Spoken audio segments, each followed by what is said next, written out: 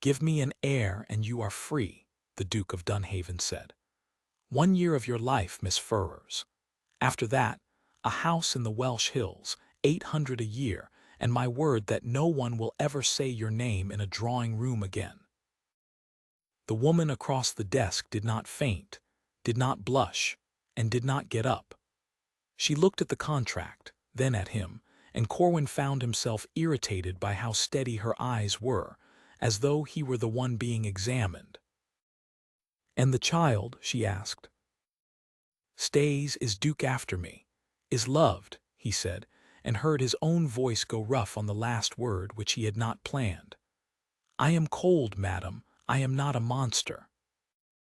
"No," said Rosalind Furrers, "I never thought you were." Something in the way she said it, as if she had considered the question before and long ago, made him look at her properly for the first time. A copyist from Halworth, 24 years old, a good plain hand, no family, no fortune, no expectations. His man of business had found her in a fortnight and produced her like a receipt. "Then you know why," Corwin said.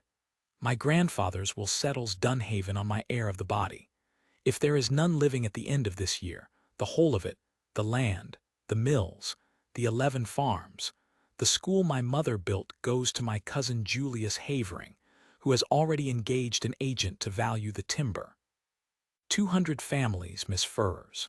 He will have the roofs off Halworth Row by Michaelmas 12-month and call it improvement." "I know Halworth Row," she said quietly. "I was born in the 3rd house." "Then we understand each other." She took up the pen. He watched her sign and he watched her hand, which did not shake at all, and he thought, she wants something. Everyone who signs wants something. He decided he did not care what it was. He was wrong about that, as it happened, by a great margin. They were married 11 days later in the private chapel at Dunhaven, with 2 witnesses and no flowers. She wore gray. He put a ring on her finger that had belonged to 4 duchesses, and said the words in a voice that carried no further than the front pew. And afterwards, in the corridor, he told her that her rooms were the east ones, and that the door between them had a bolt on her side, and that he would not touch it until she opened it herself. "That is not what the contract says," she said. "The contract is a piece of paper written by a man in Lincoln's Inn," said Corwin. "I am the Duke of Dunhaven. Good night, madam." He went down and drank a glass of brandy in the library, and stared at the fire, and told himself that in a week or a month it would be a business like any other business. He was 38 years old. He had been engaged once, at 26, to a woman who had preferred a colonel with a better temper, and he had discovered that he was quite easy to leave, and had arranged his life since then so that no one would have the opportunity again. His wife, meanwhile, began to be everywhere. She was in the estate office on the 2nd morning, reading the wage book. She was in the still-room by the end of the week. She rode out to Halworth Row in an old cloak and came back with a list of 9 roofs and the name of a mason, and when Corwin observed that a duchess did not carry lists, she said, "Then your grace may carry it," and put it in his hand, and walked off, and he stood in his own hall holding a list of roofs and laughed until his housekeeper came to see who was ill. She was also, he began to notice, always somewhere near the west end of the house. The muniment room was at the west end. 3 centuries of Dunhaven in deed boxes and tin trunks, the air like dry paper and cold iron. He found her there in the 2nd month, on a stool, with a candle, going through the 9th box of the year 1802. "There is nothing in there but tithe disputes," he said. "There is a great deal in here," said Rosalind, "but your grace is right that most of it is tithe disputes. Are you looking for something?" The pause was very short, but it was there. "I am learning the estate," she said.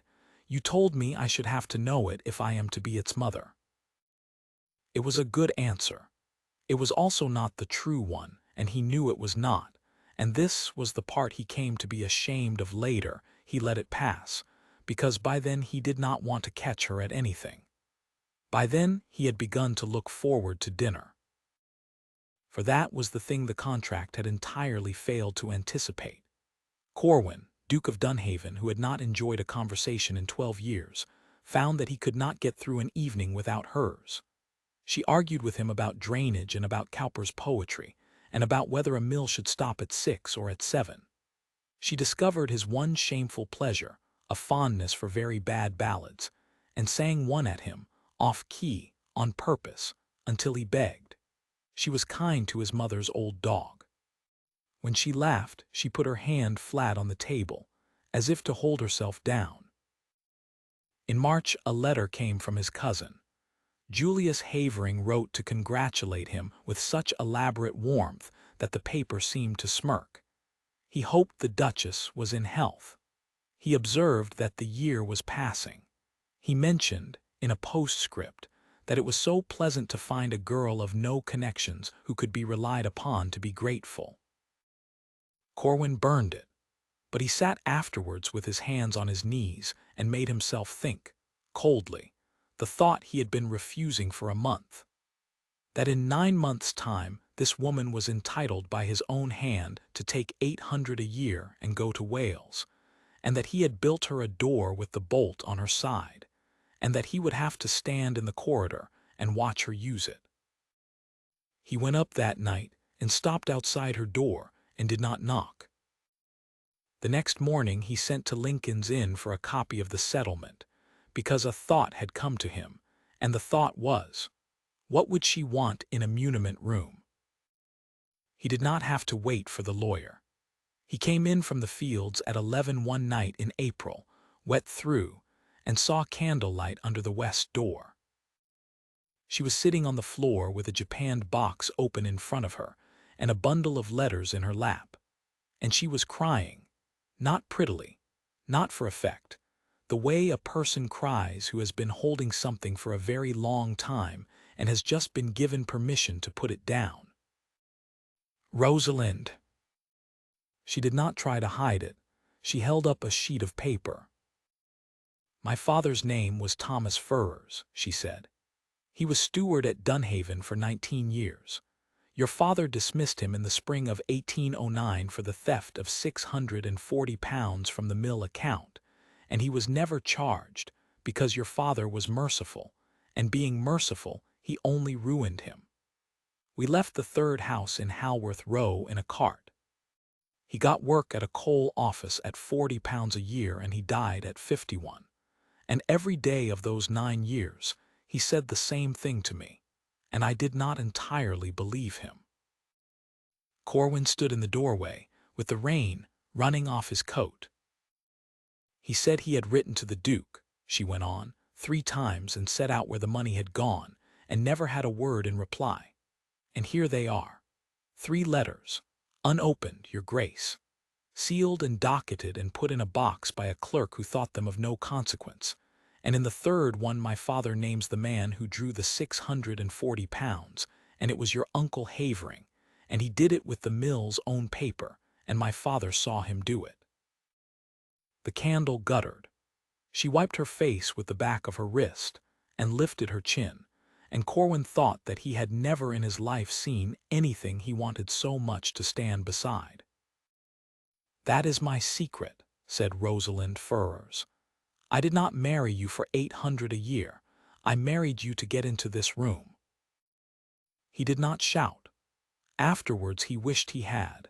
It might have been kinder than what he did, which was to go very quiet and very still and say, You have been in my house 4 months. Yes. At my table, singing at me. Yes. And every night you went upstairs and worked through my grandfather's boxes with a candle, looking for the proof that my family destroyed yours. Yes, said Rosalind, and every night I liked you better, and it became a great deal harder to do. Corwin turned and walked out of the muniment room. He walked the long gallery twice, and the wet terrace once, and came back with his mind cleared to a single hard point, and the point was not that she had deceived him. The point was that his father had let a man's 3 letters lie unopened in a japanned box for 19 years, and that Corwin, who had spent 12 years believing himself the only honest man in his family, had married the daughter of the wronged one by accident, for the purpose of getting an heir out of her. He came back to find her still on the floor, the letters stacked. "Read me the 3rd one," he said, and sat down on the boards beside her in his wet coat, on the floor of his own muniment room, like a boy. She read it. Thomas Furrers had written a plain hand and a plainer case. Dates, ledger folios, the initials of a clerk at the mill who could swear to it, and at the end, one sentence that had nothing to do with money, that he had served the house 19 years, and that his daughter had been born in one of its cottages, and he hoped his Grace would not think him a thief, because his girl would have to live with the name. "She has had to live with it," said Corwin. "Yes." "Not any longer." He took the letter from her carefully, as though it were hot. "The clerk from the mill, is he living?" "He is 81, and he keeps bees at Nether Halworth. I went to him in February. He remembers everything, and he will swear it, and he wept when I told him whose daughter I was." "Of course you went to him in February," said Corwin. "You never once went for a walk without coming back with a list." The next fortnight he spent doing what his father should have done in 1809. The lawyer came from Lincoln's Inn, and then a second lawyer, and the old man from Nether Halworth was fetched in a chaise with a foot warmer, and Julius Havering was invited to Dunhaven, in a letter so pleasant that it should have warned him. Corwin received him in the great hall, standing, with the japanned box on the table. "Sit down, Julius. There are 3 letters here I should like you to hear, and then a deposition from a gentleman who kept the mill's day book in the year 9, and then you will tell me what you think your father's estate owes to the estate of Thomas Furrers, at 5%, over 19 years. Havering went the color of tallow. He tried, first, contempt, then law, then, at the last, the only card he truly held: "You have no heir, cousin, and by Christmas you will not have a roof to be insolent under." "By Christmas," said Corwin, "I shall have restored a dead man's name, and had you struck off the list of every house between here and the coast. If I lose Dunhaven for it, I lose Dunhaven. Get out." The county heard of it within the month, as the county always did. Thomas Furrers of Halworth was declared, at the quarter sessions, to have been falsely accused. The sum was repaid to his daughter with interest by Havering's trustees, who preferred it to a public suit. The old beekeeper was given a coat and an annuity, and told everyone in 3 parishes about the wicked business, at length, until nobody in 3 parishes could be found who had ever believed a word against Furrers. And on the day the sessions ended, Corwin came home and found his wife's trunks in the hall. "The contract," said Rosalind. She was in the gray gown again, and it was the gray gown that undid him. "It said 1 year and my freedom. I have taken your name into a court of law and used it, and I got what I came into this house for. You do not owe me the year. I shall go to my aunt at Ludlow, and you may put it about that the Duchess is delicate and takes the air, and by spring you may quietly have it undone. There is a man in London who can do it. I have his name." "You have everyone's name," said Corwin. "Yes," her mouth trembled. "It is the only thing I have ever been good at." He came and stood in front of her, and did not touch her, because he had promised he would not, and because he did not trust himself. "I want to tell you what I have been doing this fortnight," he said, "besides ruining my cousin. I have been to Lincoln's Inn. There is no way in law to break my grandfather's will, and there is no clause in it that can be talked round, and if there is no heir of my body living at the end of this year, Dunhaven and every acre of it goes out of my hands." He drew breath. So I have sold the Warminster property and the London house, and settled the money in trust on the tenants of Halworth Row, all 200 families, so that whatever happens to me, nobody takes the roofs off. It is done. It was signed on Tuesday. Havering may have the timber and choke on it.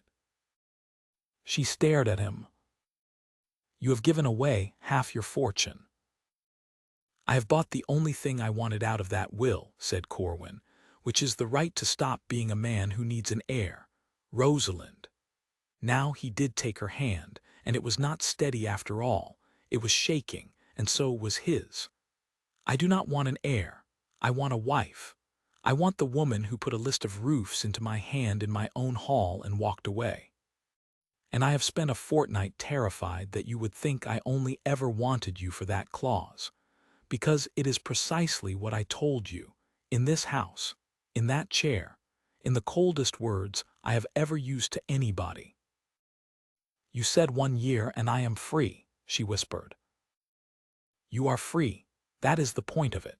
There is nothing left in the will to hold you and nothing left in the contract, and the door upstairs still has the bolt on your side. His voice went. Stay because you choose it, or take the chaise and I shall have your trunk strapped myself and never trouble you again. But if you stay, Rosalind, then be my wife in earnest, and let me spend the rest of my life reading every letter that comes into this house. For a moment she only looked at him. Then she put both hands flat against his chest, the way she put her hand flat on the table when she laughed, as if to hold herself down. I have loved you, she said, since the morning we went out of Halworth Row in the cart, and a boy of 19 on a bay horse took off his hat to my father in front of the whole street. You will not remember it. I remember it, said Corwin. I remember thinking it the only decent thing I had ever managed, and being ashamed that it was so small. It was not small, said Rosalind Ferrers. It kept him alive 4 winters. They were married again in June, the same chapel, the same words, and this time the whole of Halworth Row in the pews and flowers enough to smother a bishop. She wore blue. The old beekeeper gave her away and cried through the entire service. Afterwards Corwin carried the candle up the east stairs himself, and the bolt on the door was drawn back, and the corridor was left to the dark and the quiet house. Havering came into Dunhaven at the year's end, and found the timber mortgaged, the tenants' trust unbreakable, and the county's door shut in his face, and went abroad. Corwin and Rosalind took a plain house at Nether Halworth with a beech tree in front of it, 800 a year, and a mason always at work on somebody's roof, and were, by every account of every neighbor, insufferably happy. Above the door of the new school in the village a stone was cut, and Corwin chose the words himself, and had them made large enough to be read from the road. Thomas Ferrers, steward of this parish, an honest man. His daughter's house. You have put me on a school, said Rosalind on the road on his arm. Madam, said the Duke of Dunhaven, you may consider yourself fortunate that I did not put you on the church.